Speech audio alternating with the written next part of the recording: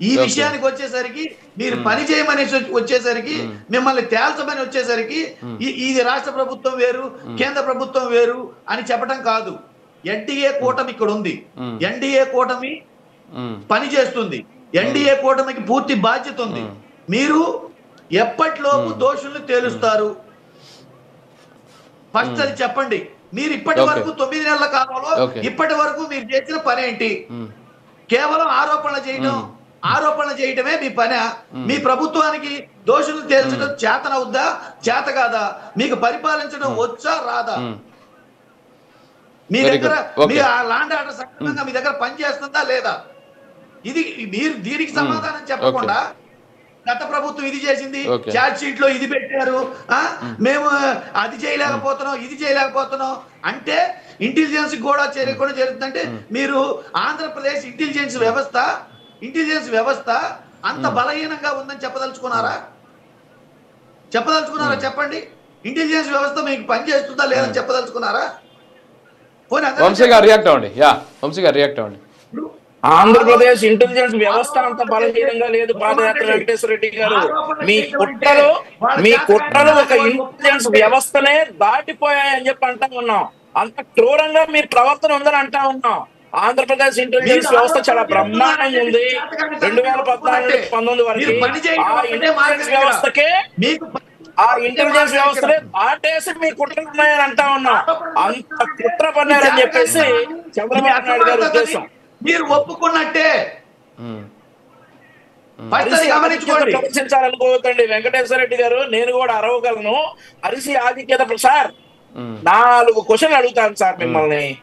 4 question number 1 మీరు సమాధానం చెప్పాలి. అసలు క్వశ్చన్లు అడిగే అర్హత మీకు ఎక్కడుంది? ఈ ప్రభుత్వానికి క్వశ్చన్లు అడిగే అర్హత లేదు. పనిచేసే బాధ్యత ఉంది. ప్రశ్నించే అర్హత మీకెక్కడది? మీరు పని చేయాలి. ప్రశ్నించాల్సింది రాష్ట్ర ప్రజలు, మేము. పని చేయడం చేత కదా? అధికారం ఇచ్చింది మీరు ప్రశ్నించడానికా? అయిపోయిందా? చెప్పండి. ప్రశ్నించే అర్హత పనిచేసే బాధ్యతను తప్పుకొని ప్రశ్నిస్తామంటున్నారు.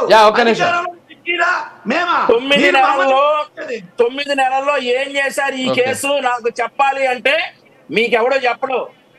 మీకు చెప్పాల్సిన పని లేదు. సిబిఐ కానీ రాష్ట్ర ప్రభుత్వానికి కానీ ఒక హత్య కేసు దర్యాప్తు సోగాళ్ళి పాదయాత్ర వెంకటేశ్వర రెడ్డి వచ్చేసి నాకు చెప్పండి 9 నెలల్లో ఏమైందో కానీ నీకు వచ్చి చెప్పడెవడు?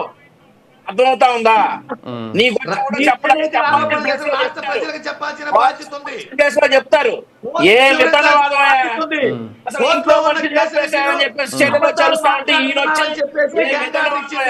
రాష్ట్ర ప్రజలకు సమాధానం కోర్టులు చెప్తాయి.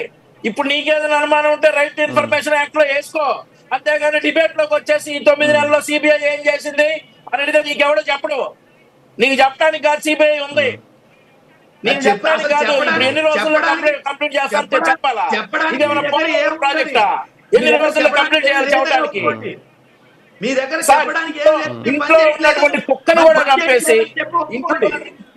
చంపేసి మనం 4 హత్యల గురించి చెప్పుకుంటా ఉన్నాం. మోగజీవి హత్య కూడా చంపేసినటువంటి వ్యక్తులు వీళ్ళ గురించి చెప్పాలి. బలవాడి వచ్చావు ప్రశ్నిస్తాం కానీ పని చేయవు అది చెప్పండి. చేస్తారు సార్. పని చేస్తేనేమో ప్రభుత్వం కుట్ర పనేసి కక్ష సాధింపు చర్యలు అని చెప్పేసి తమరు అంటాం. ఈ రోజు మళ్ళీ పని చేయమంటాం. లోపలేస్తే అన్ని వస్తాయి బయటికి. కానీ లోపలేస్తేనేమో కుట్ర సాధింపు. ఎవరిని పట్టుకొస్తారు సార్? పలేవాడిని పట్టుకొస్తారు పొద్దున్నే. చంపేసి ఈ రోజు నీకు సిబిఐ వచ్చి సమాధానం చెప్పాలా? నీకు సమాధానం చెప్పాలా? సిబిఐ సమాధానం చెప్పాలి. సిబిఐ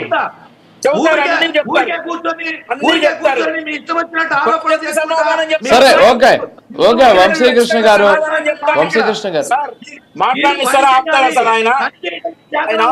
ఒక్క నిమిషం ఉండండి సార్. వెంకటేశ్వర రెడ్డి గారు ప్లీజ్. వెంకటేశ్వర రెడ్డి గారు ఒక్క నిమిషం సార్. వంశీకృష్ణ గారు మాట్లాడండి. ఇప్పుడు వెంకటేశ్వర రెడ్డి గారు నన్ను ప్రశ్నించే హక్కు మీకు లేదని అంటా ఉన్నారు. తెలుగుదేశం పార్టీ అధికార ప్రతినిధిగా కాకుండా రాష్ట్ర పౌరుడిగా అడుగుతా ఉన్నా.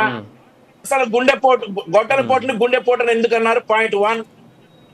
పాయింట్ 2 సిబిఐ ఎంక్వైరీ కావాలి అని చెప్పేసి మైకుల ముందు చించుకున్నటువంటి జగన్మోహన్ రెడ్డి అధికారంలోకి రాగానే సిబిఐ ఎంక్వైరీ అవసరం లేదని ఎందుకన్నాడు. పాయింట్ 2.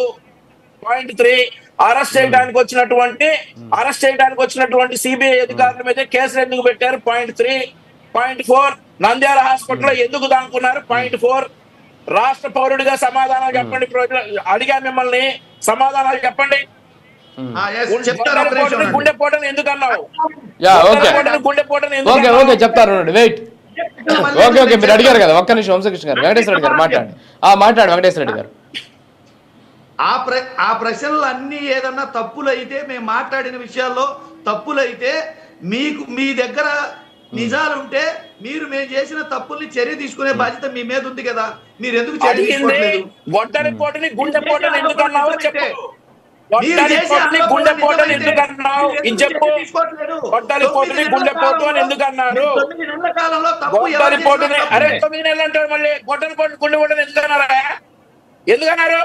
గొడ్డలిపోటు క్లియర్ గా కనిపిస్తా ఉంది. వచ్చి గుండెపోటు చర్య తీసుకోవా. చర్య తీసుకుంటారు. మీలాగా ఓవర్ నైట్ లో అరెస్ట్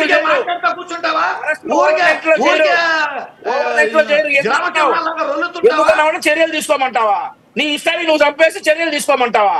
నీ ఇష్టాన్ని నువ్వు చంపే మా మీద నెట్టు చర్యలు తీసుకోవాలా. ఈ రోజు నీ ఇష్టాన్ని చంపేసి చర్యలు తీసుకోవాలా. 5 నిమిషాలు తీసుకున్నారు. ఇష్టానికి చంపేసి ఈ రోజు టీవీల ముందుకు వచ్చేసి చర్యలు తీసుకోమంటావా. చర్యలు తీసుకుంటే కొట్టంటావా. సుప్రీంకోర్టు గ్యాగ్ ఆర్డర్ కి వ్యతిరేకంగా నీ దగ్గర ఏ సాక్ష్యాలు లేకుండా ఎవడెళ్ళాడు గ్యాగ్ ఆర్డర్ కి. ఎందుకు వెళ్ళారు గ్యాగ్ ఆర్డర్ కి. మీ బాబాయ్ హత్య కేసు గురించి మాట్లాడొద్దని గ్యాగ్ ఆర్డర్ కి ఎందుకు వెళ్ళారు. హత్య కేసు గురించి మాట్లాడొద్దు అని ఎందుకు వెళ్ళారు గ్యాగ్ ఆర్డర్ కి. ఎందుకు వెళ్ళారు గ్యాగ్ ఆర్డర్ కి. గ్యాగ్ ఆర్డర్ కి ఎందుకు వెళ్ళారు చెప్పు. మా బాబాయ్ హత్య కేసు గురించి ఎవరు మాట్లాడకూడదని గ్యాగ్ ఆర్డర్ కి ఎందుకు వెళ్ళారు. హత్య జరిగిన వారం రోజుల్లో గ్యాగ్ ఆర్డర్ కి ఎందుకు వెళ్ళారు. ఎవరు ఈ హత్య గురించి మాట్లాడకూడదని ఎందుకు వెళ్ళారు. మీ ఇష్టానికి మీరు వచ్చేసి చంపేయండి. మీ ఇష్టానికి మీరు వచ్చేసి పేకలు పోయండి. మీరు ఇష్టానికి మీరు వచ్చేసి ఏదైనా చేయండి. చర్యలు తీసుకోవాలా. చర్యలు తీసుకుంటే కొట్టా లోపలేస్తావా మిమ్మల్ని. ఇళ్లలో వాళ్ళని చంపండి, రోడ్ల మీద వాళ్ళని చంపండి, బయట వాళ్ళని చంపండి. సార్ రాజు గారు, పులివెందుల ప్రజలు ఆలోచించాలా. 1978 నుండి ఈ పులివెందుల్లో ఒక కుటుంబం ఆధిపత్యం సాగిస్తా ఉంది. ఆ కుటుంబం ఈ రోజు పులివెందులు అనే పేరుంటేనే భయపడేలా చేసిన ఆంధ్రప్రదేశ్ రాష్ట్రాన్ని. దాని కుటుంబానికి సపోర్ట్ చేస్తా హత్యలు చేసేసి చర్యలు తీసుకోవాలా. హత్యలు తీసుకోవాలని చర్యలు తీసుకోవాలా. తీసుకుంటారు, ఖచ్చితంగా చర్యలు తీసుకుంటారు. జగన్మోహన్ రెడ్డి ఉన్నా లోపలేస్తారు దాని వెనకాల. ఆ రోజు వచ్చి కుట్ర లోపలేస్తారని వాళ్ళకంటే చెబుతాం. ఊరికే నోటికొచ్చాడు మాట్లాడటమా. చర్యలు తీసుకోవాలా. చంపేశారు సార్. ఇంటి ముందు ఎందుకండి చాలా జరిగాయి అవన్నీ. ఇప్పుడు ఆ కేసు కాదు, ఇప్పుడు సాక్షులు ఎందుకు చనిపోతున్నారు మనకి ఇప్పుడు ఇంపార్టెంట్. వాగుతాడు, రొల్లుతాడు, చర్యలు తీసుకుంటా అని చెప్పాలి. తీసుకుంటారు.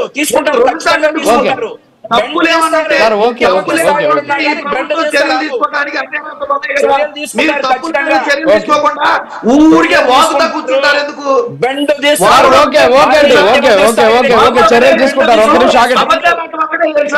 ఆరోపణలు చేయడం ఒక్కటే తెలుసా.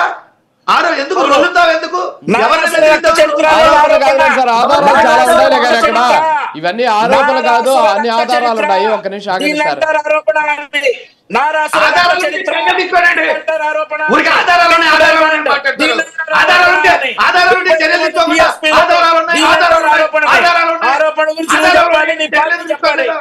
నువ్వు చెప్పాలి. 32 మంది కబడ్డీ ఎస్పీలు, క్షుద్ర పూజలు ఇవన్నీ చేశారు చూడు. వీటిని అంటారు దొంగ ఆరోపణలని. వీటిని అంటారు. ఎందుకు రాశావు నారాసుర రక్త చరిత్ర అని. మీ ఇంట్లో మీ బాబాయ్ చెప్పుకుని నారాసుర రక్త చరిత్ర రాస్తే సరిపోయింది. అధికారంలోకి వచ్చి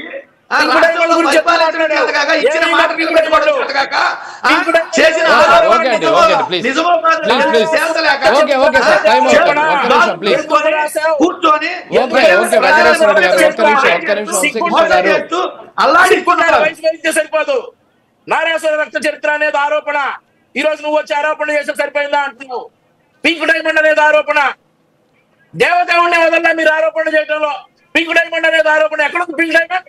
వచ్చింది 5 సంవత్సరాలు పింక్ డైమండ్ బయటికి. ఇక నువ్వు ఆరోపణ అంటావా వచ్చి? నువ్వు నేను చూసుకో, ముందు ఆరోపణలు అంటే ఏంటో తెలుసుకో. నారాసుర రక్త చరిత్ర ఇది ఆరోపణ. దీని మీద మేము కోర్టుకు వెళ్ళాం, పరువు నష్ట దావా వేశాం, నడుస్తా ఉంది. అంటారు త్వరలో. నువ్వు చెప్పాలి ఆరోపణల గురించి. యా ఓకే సార్, ఓకే, ఒక నిమిషం ఆగండి. ఓకే.